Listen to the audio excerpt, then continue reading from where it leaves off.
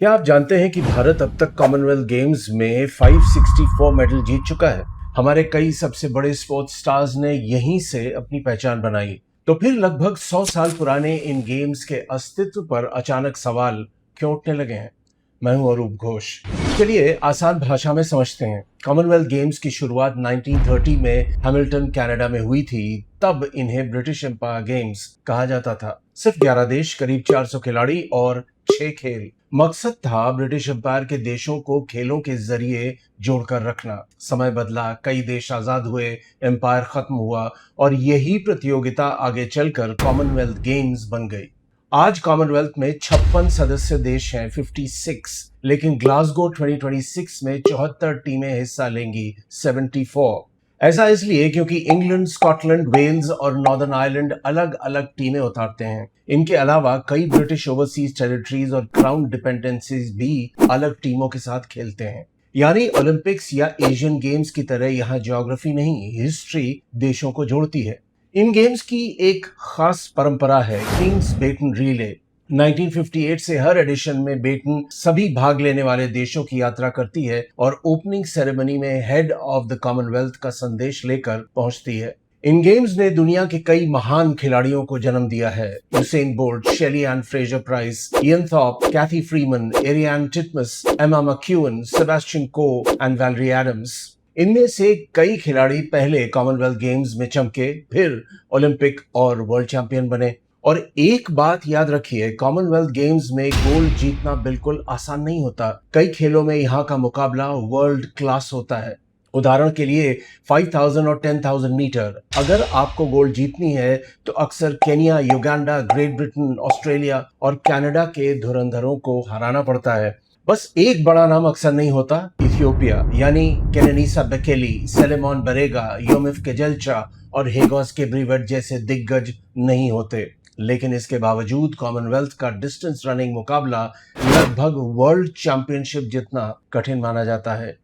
यही बात sprint, swimming, cycling और नेटबॉल पर भी लागू होती है। अब बात भारत की। भारत ने पहली बार 1934 में कॉमनवेल्थ गेम्स में हिस्सा लिया और पहला मेडल जीता पहलवान राशिद अनवर ने। इसके बाद भारत के लिए कई ऐतिहासिक पल आए।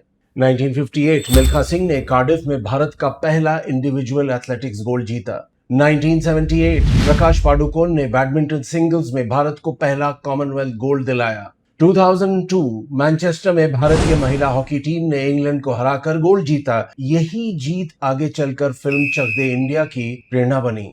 फिर आया दिल्ली 2010, भारत के कॉमनवेल्थ इतिहास का सबसे शानदार प्रदर्शन। आखिरी दिन साइना नेहवाल के बैडमिंटन गोल्ड ने भारत को 101 मेडल और 38 गोल्ड के साथ मेडल टेबल में दूसरे स्थान पर पहुंचा दिया।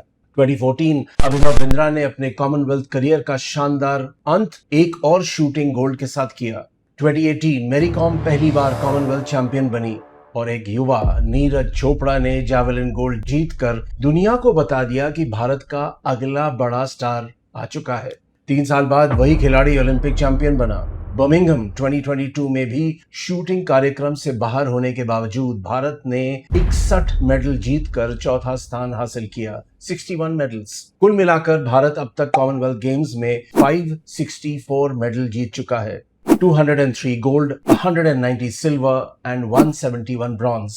और इसी के साथ भारत कॉमनवेल्थ इतिहास का चौथा सबसे सफल देश है। लेकिन अब सबसे बड़ा सवाल, आखिर इन गेम्स पर संकट क्यों है? क्योंकि ग्लासगो 2026 लगभग रद्द ही हो गया था। पहले मेजबानी ऑस्ट्रेलिया के विक्टोरिया स्टेट को मिली थी, लेकिन अनुमानित खर्च 2.6 बिलियन ऑस्ट्रेलियन डॉलर से बढ़कर लगभग 7 बिलियन ऑस्ट्रेलियन डॉलर पहुंच गया।